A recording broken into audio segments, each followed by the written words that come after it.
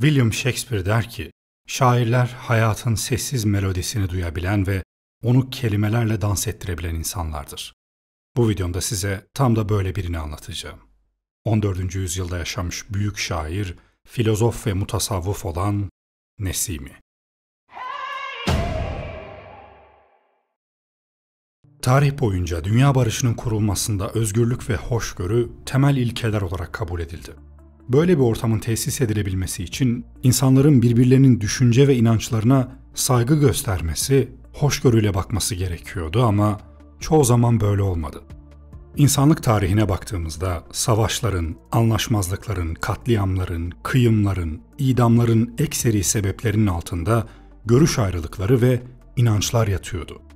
Karşıt bir fikre sahipseniz ve zamanın otorite gücünün dışında bir takım inanç ve fikirlerinizi dillendiriyorsanız asla hoş karşılanmazdınız ve başınızı büyük belalara sokabilirdiniz. Örneğin İtalyan filozof ve gökbilimci Giordano Bruno, evrenin sonsuz ve eş dağılımlı olduğunu ve evrende dünyadan başka birçok gezegenin bulunduğunu, dünyanın merkez olmadığını söylediği için 1600 yılında Roma Katolik Kilisesi'nin Engizisyon Mahkemesi'nde yargılandı. Korkunç işkencelere maruz bırakıldı ve diri diri yakılarak idam edildi. Öldürülmeden önce konuşamaması için yüzüne demir bir maske geçirmişlerdi fakat bu onun şu sözünün bize ulaşmasına engel olamadı. Tanrı iradesini hakim kılmak için yeryüzündeki iyi insanları kullanır. Yeryüzündeki kötü insanlarsa kendi iradelerini hakim kılmak için Tanrı'yı kullanır. İtalyan astronom Galileo Galilei'nin ise kilisenin dünya evrenin merkezidir kabulüne ters düşen keşifleri ve söylemleri yüzünden hayatı elinden alındı. Ömür boyu ev hapsine mahkum edildi. Ölümle tehdit edildi.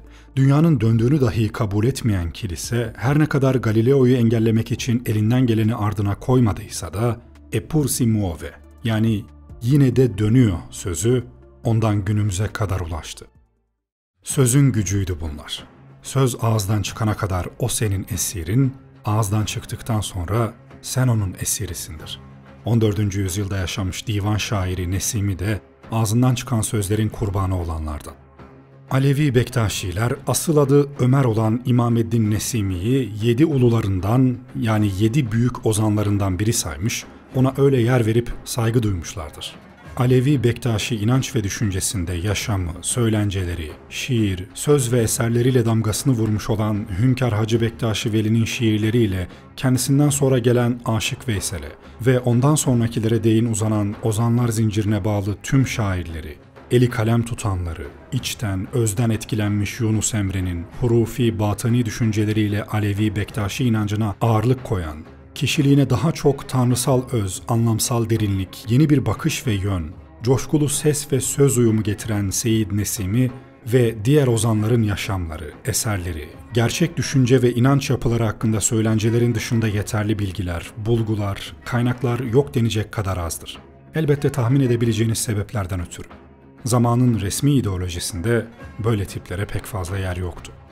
Tam adı Seyyid Ömer İmameddin Nesimi olan şairin Nesimi adı, onun şiirde kullandığı mahlasıydı. Bağdat yakınındaki Nesim kasabasından olması sebebiyle bu adı aldığı düşünülüyor. Yaşamı hakkında bilgi veren kaynakların birbirini tutmadığı İmameddin Nesimi, Bağdat'ın Nesim kasabasında yetişmiş, kuvvetli bir öğrenim görerek Arapça ve Farsça ile tasavvuf bilgilerini çok iyi öğrenmişti. Hurufilik mezhebini kuran Fazlullah'ın müridi, damadı ve halifesi olmuştu. Anadolu'ya gelerek Bursa'da bulundu.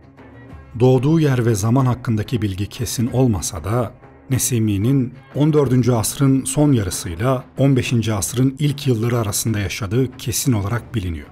İran kaynakları Şiraz ya da Şirvan'da, 17. yüzyıl Osmanlı tezkirecilerinden Aşık Çelebi Diyarbakır'da, Latifi ise Bağdat'ta Nesim nahiyesinde dünyaya geldiğini söyler.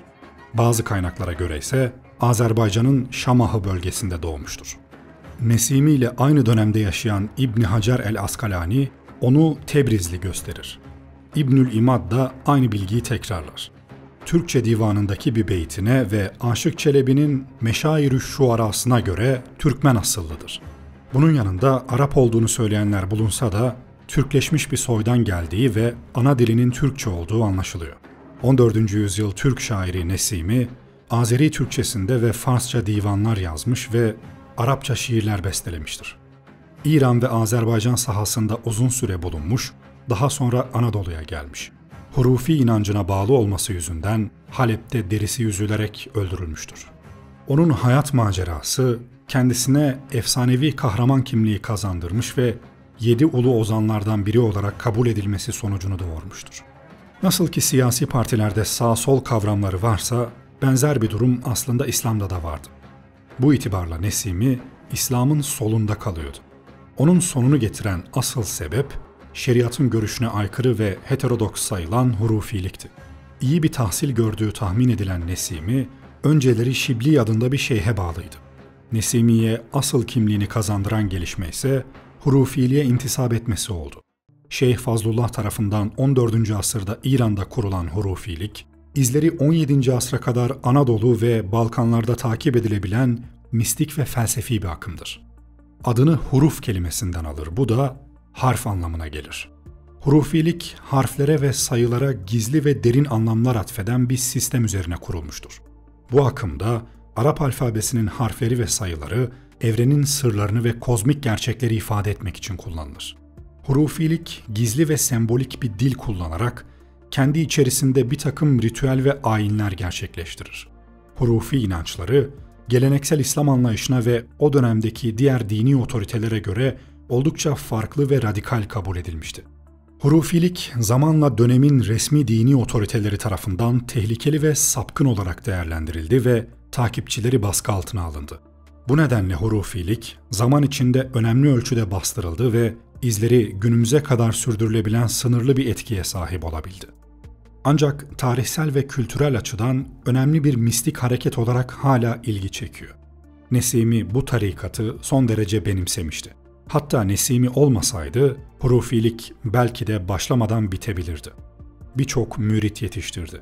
Nesimi'nin önce Bedrettin Eşşibli'ye bağlandığı belirtilse de asıl şöhretini Şeyh Fazlullah'a intisap ederek halifesi olduktan ve onun Timur tarafından idam edilmesinin ardından kazandı. Fazlullah'ın öldürülmesi üzerine Azerbaycan'dan ayrılıp Türkçe şiirleriyle tanındığı Anadolu'ya gelen Nesimi'nin 1. Murat devrinde Bursa'ya ulaştığı ve burada hoş karşılanmadığı anlatılır. Anadolu'da fikirlerini yayacak ortam bulamayan Nesimi, o tarihte hurufilerin Suriye'deki en önemli merkezi olan Halep'e gitti. İbn Hacer el-Askalani, onun burada bağlılarının çoğaldığını belirtir. Nesimi hakkında rivayet edilen ve dillerden dillere dolaşan şeyler, fedakarlık, cesaret, mertlik ve daha sonra onun Halep şehrinde feci bir şekilde öldürülmesi ve o şehirde gömülmesi ve mezarının irfan ehlinin ziyaret yeri olmasıdır. Nesimi'nin hayatı 14. yüzyıl kargaşa yılları ve tarihi olaylar zincirine tesadüf eder. Emir Timur'un ard arda hücumları ve onun yerine geçenlerin saldırılarıyla Doğu bölgesi dalgalı ve tufanlı bir denize dönüşmüştü. Bu büyük sel kendi güzergahında bulduğu her şeyin kökünü kazıyordu ve bu hücumların sonucunda eski sınırlar ortadan kalkıyordu. Küçük, müstakil devletler birbiri ardınca yıkılıyor ve büyük bir imparatorluğun temelleri atılıyordu. Bu saldırıların ağır yükü her zamanki gibi çiftçiler ve köylüler tabakasının omuzlarındaydı. Dini ve mezhebi ihtilaflar büyük ölçüde kötüye kullanılıyordu. Mezhebi çekişmeler çeşitli İslami fırkalar arasında sert bir şekilde cereyan ediyordu. Orta Çağ'da her türlü toplumsal ve felsefi düşünce ister istemez kendine mezhebi bir yön buluyordu ve hayatın gerçekleri insan toplumunun ve bilgisinin tamamında dinin nüfus sahibi olduğu şartlarda bu sebep kaçınılmazdı. İslami literatürde hurufilik, Fazlullah-ı Hurufi'nin kurup geliştirdiği harflerin esasına dayanan batıni bir akımdı. Gölpınarlı'ya göre ise hurufilik batıni bir dindi. Şeriata uymak hususunda söylenen sözler takiyeden ibaretti. Hurufiliğin İslam öncesi öncüleri Pisagor ve Yahudilerin kutsal kitabı olan Tevrat ve Tevrat'ın tefsiri mahiyetinde olan Kabala'dır. Bunlardan önce Mısır, İran ve Hint medeniyetinde de bu tür temayüller mevcuttu. Pisagor, varlığı ve evreni harflerle ve sayılarla açıklama girişiminde bulunmuştu.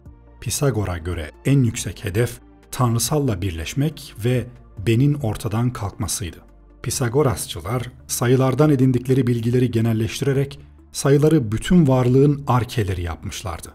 tarihsel olarak harfçiliğe ikinci örnek sayabileceğimiz Tevrat'ta ise sayılara ait bir bölüm var ve bu bölümde bir takım sayımlardan bahsediliyor. Tevrat'ın tesviri mahiyetindeki Kabala ise kullandığı teknik bakımdan hurufiliğe çok fazla benzer. Örneğin hurufilikte olduğu gibi burada da 32 sayısı kutsaldır. Kabala'ya göre Tanrı kendisini 32 daire halinde ortaya çıkarmış ve evreni bu şekilde yaratmıştır. İleride sembolizmle alakalı hazırlayacağım videoda bu konulara daha detaylı değineceğim. Yaratıcının insan bedeninde hulul ettiği inancı, vahdet-i vücut öğretisinin vahdet-i mevcut olarak yorumlanışı, hurufilikte olduğu gibi yer yer Kabala'da da vardır ki, Nesimi ve pek çoklarının başını derde sokan noktalardan biri de burasıdır. Bu vahdet-i vücut meselesini videonun ilerleyen dakikalarında detaylandırmak üzere şimdilik bir kenara alıyorum. Hurufiliğin İslam'dan önce bir diğer kaynağı Yuhanna İncil'idir. Yuhanna'da harflere kutsallık atfedilmekte olduğu ve ilk harfle son harfin başlangıç ve sona delalet ettiği bilinir. Kur'an'da huruf-u mukatta denilen harfler vardır. Huruf-u mukatta, hurufilik akımı içinde önemli bir yer tutar. Bu ifade, hurufilikte kullanılan gizli ve sembolik anlamlar taşıyan belirli harfler ve sayılar üzerindeki ritüeller ve yapılanmaları ifade eder. Hurufilikte Arap alfabesinin bazı harfleri ve sayıları, kozmik gerekçeleri ve evrenin sırlarını ifade etmek için kullanılır. Bu harfler ve sayılar, hurufilerin inanç sistemlerinde derin anlamlar taşır ve mistik bir boyut kazanır. Huruf-u mukatta, hurufiliğin anahtar kavramlarından biridir ve takipçileri tarafından önemli bir şekilde değerlendirilir. Ancak hurufilik gizli ve ezoterik bir akım olduğu için detaylı bilgiler ve öğretiler sadece inisiye edenler arasında aktarılır ve halka açık olarak yayılmaz. Huruf-u mukatta harflerine zaman zaman çeşitli manalar verilmiştir. Örneğin kelamcılardan bazılarına göre mukatta harfleri Allah'ın aynı harfle başlayan bütün isim ve sıfatlarına delalet eder. İslam tarihinde hurufiliğe dair ilk yorum yapan kişi Hallacı Mansur'dur. Fakat Hallac düşüncesini kendisine saklayamadı. Nihayetinde enel hak noktasına geldi ve bu nedenle de öldürüldü. Nesimi de sırrını açığa vurarak Hallac'la aynı kaderi paylaştı. Hurufiliğin Türkler arasında yaşam alanı bulmasında Türklerdeki yazı kültü çok önemli bir husustur. Çünkü Türklerde yazı kutsaldır. Her şey yazılmaz. Yazılan şey de kutsaldır. Alın yazısı da Allah tarafından yazılmış, kutsal ve değişmez bir yazıdır.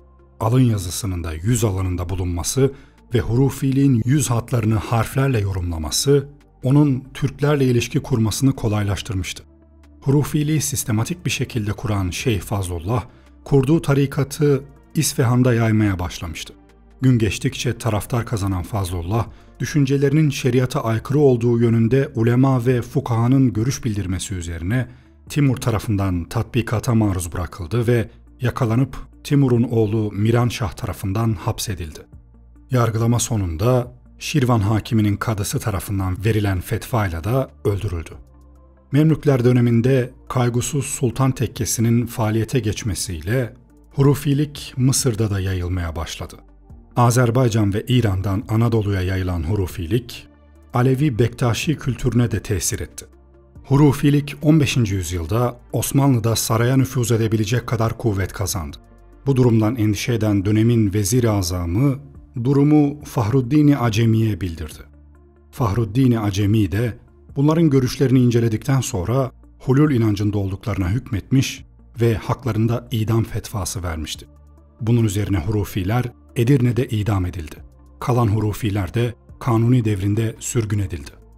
Nesimi, Kabala'yı öğretisinin temeli yapan Fazl'ın tersine evrensel sevgi üzerine kurulan vahdet-i vücudu savunuyordu. Peki neydi bu vahdet-i vücut? Yaratıcıyı, evreni ve varlığı tanıyıp değerlendirme problemi insanoğlunun belki tarih boyunca hep çözüme ulaştırmaya çalıştığı bir uğraş alanı olmuştur.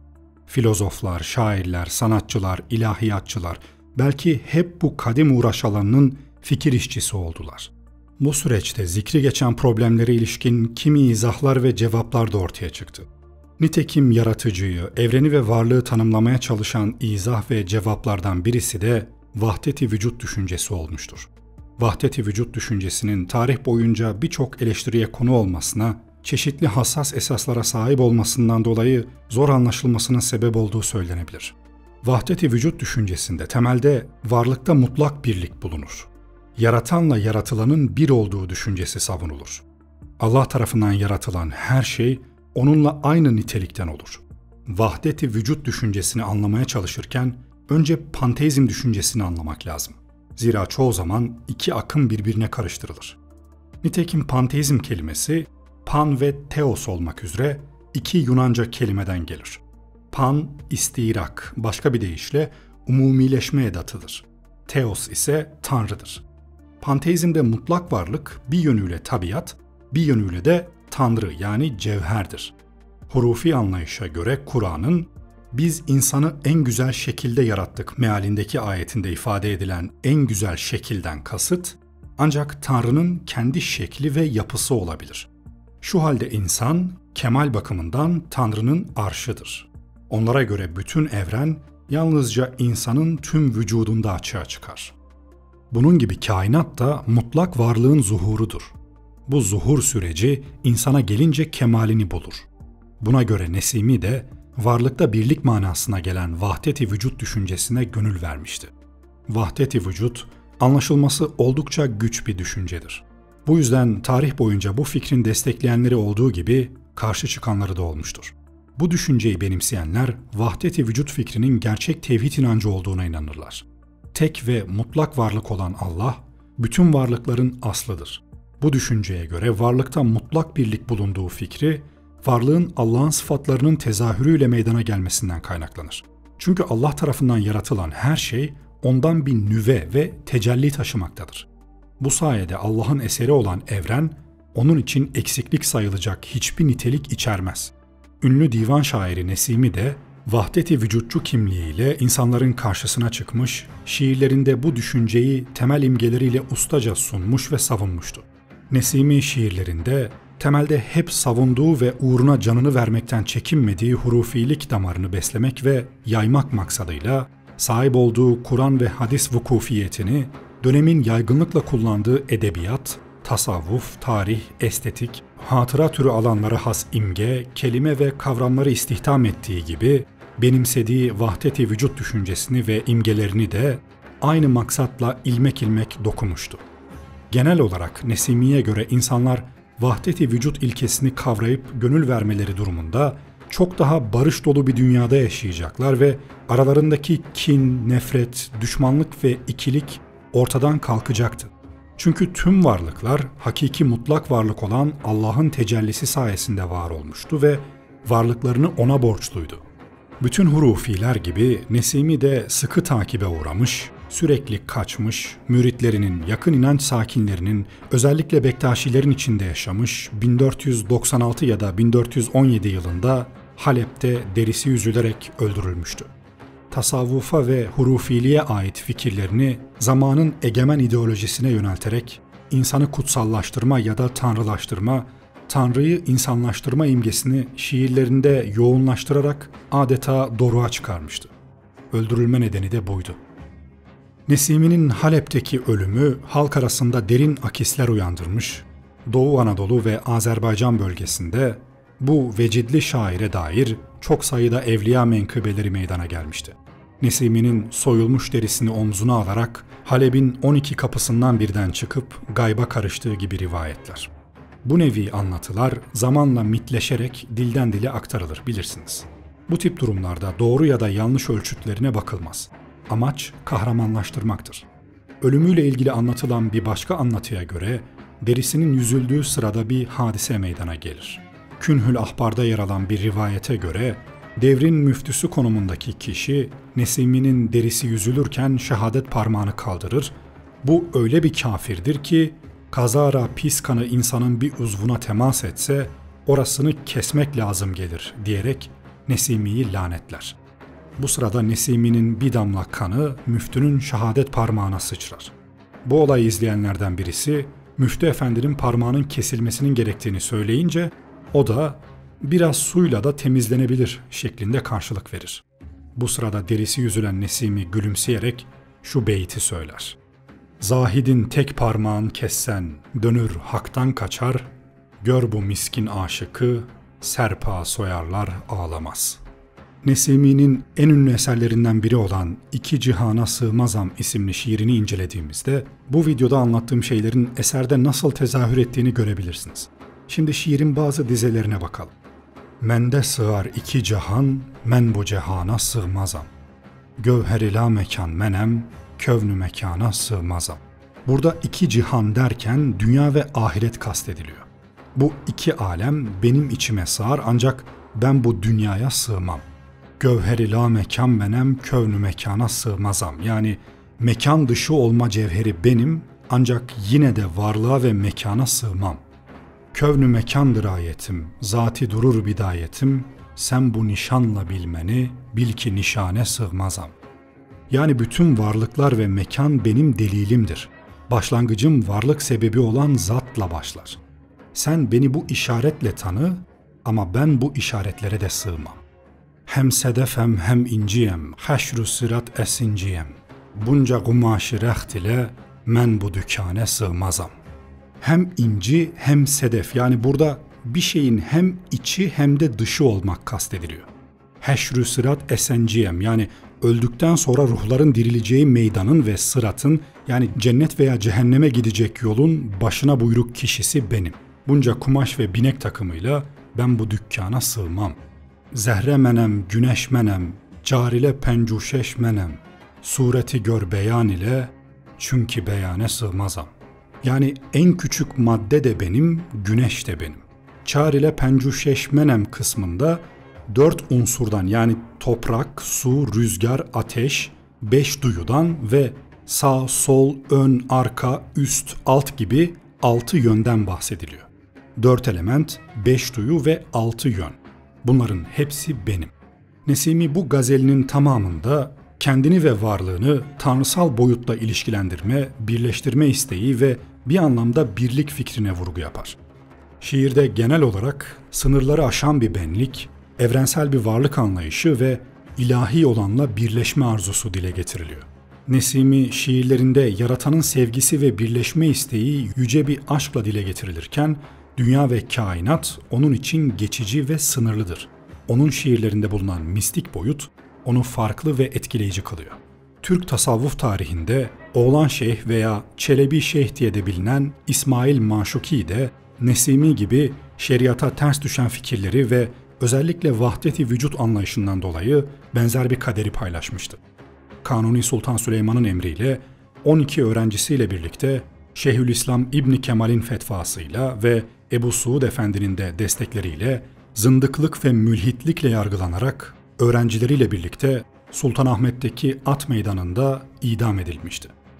Veli insan gibi mazhar olmaz zatına hergiz, ki anı suretin üzere halk ettin edüb insan. Aynı hak oldu vücudum, kaçma ey hak sureti, hak ile hak ola gör gel vehmi kov şeytandır. Kalbin Allah olduğu için suretin Rahmandır. Ki mükevvin ismin ey meh, haliki ekvandır. Kim ki aşk ile vücudun bildi ve bulduğu bugün, kendi kendözün yitirmedi, ulu sultandır. Dedi ve o da öldürülen şairler arasındaki yerini aldı. Bu insanların çoğu doğru anlaşılamadıkları için öldüler. Bu videomda geçmişteki önemli figürlerden birisi olan Nesimi'nin düşünce akımını daha iyi anlayabilmek ve tarihsel bağlamını kavrayabilmek için geçmişin tozlu raflarına şöyle bir uzanmış olduk. Bunun gibi videoların devamının gelmesini istiyorsanız beğeni butonuna basarak veya yorum yaparak bunu belli edebilirsiniz. Ben Shock Voice. Bir sonraki videomda görüşmek üzere. Kendinize iyi bakın, hoşça kalın.